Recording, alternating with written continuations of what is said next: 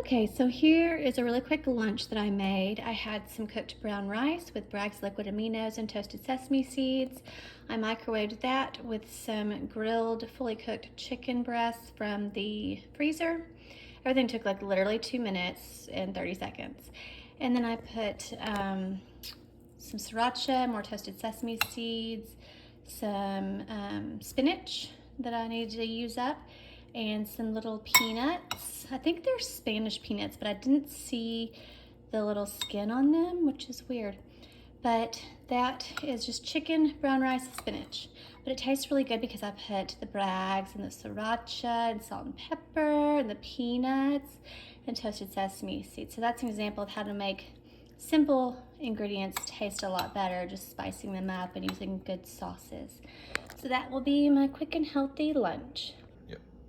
Okay, so I'm gonna do an egg roll in a bowl. Normally I don't use plastic, but my wooden one is dirty. And anyways, I found this little baby cabbage. He's so cute.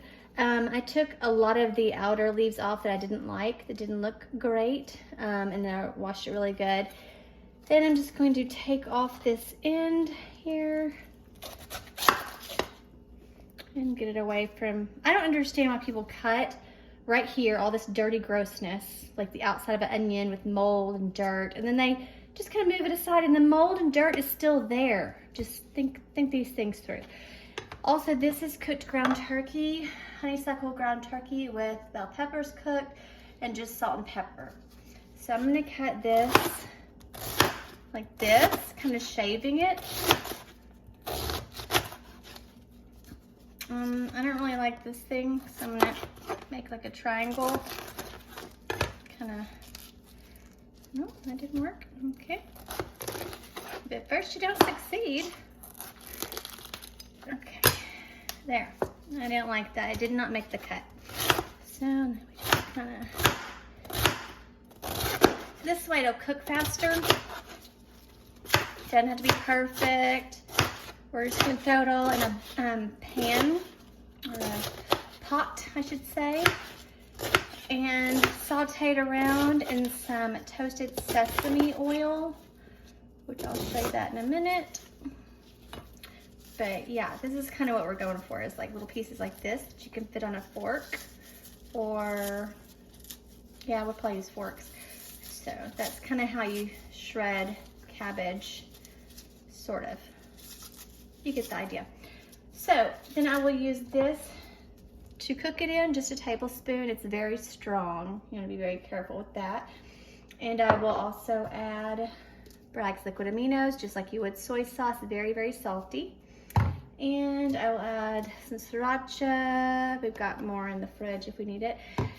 And then you mix it all together, and once this is cooked down, then you top it with some peanuts and toasted sesame seeds, and that's an egg roll in a bowl. Okay, so here we have it. This is his portion and this is mine. It was super quick, maybe like 5 minutes to make. And I had the peanuts and toasted sesame seeds, and that will be our quick dinner tonight. And then we've got a movie, so we're gonna eat a ton of popcorn. Okay, I've got a lot going on here, but I'm gonna make potato, chicken, and cheese bake with gluten-free breadcrumbs. So here I have my little food processor. That's gluten-free bread that's like leftover pieces that were in the bag that I froze. This is my greased dish. I just sliced 3 potatoes into like kind of thin slices. Here I have some almond milk with some parsley. I'll also add salt, pepper, paprika, cayenne. And here are 2 cans of chicken breast. And here's some cheese that I'm gonna use, Fiesta blend. So I will put the spices and the almond milk and on the potatoes, and I'll just do layering of like potatoes, chicken, and liquid. And then I will top it with the breadcrumbs. I'll bake it a while.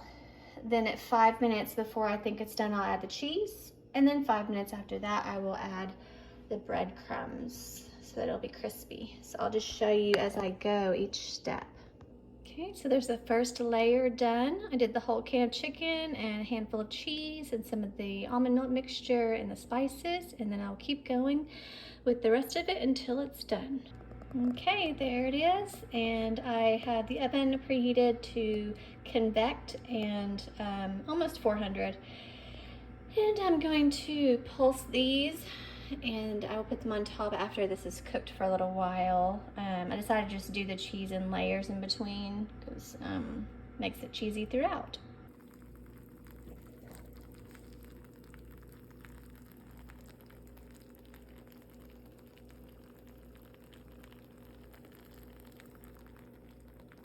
Okay, so it's definitely bubbling and it's been there a really long time. Apparently scalloped potatoes can take 45 minutes. I did not know that. So it's been a really fun trial and error of putting in for 5 minutes, checking it, putting in for 10 minutes, checking it. And the whole house is hot, so that's fun. Don't make this when it's hot. But that's the breadcrumbs on top, toasted nicely. I put salt on there, and then we just have some ideas for things to put on top if we wanted.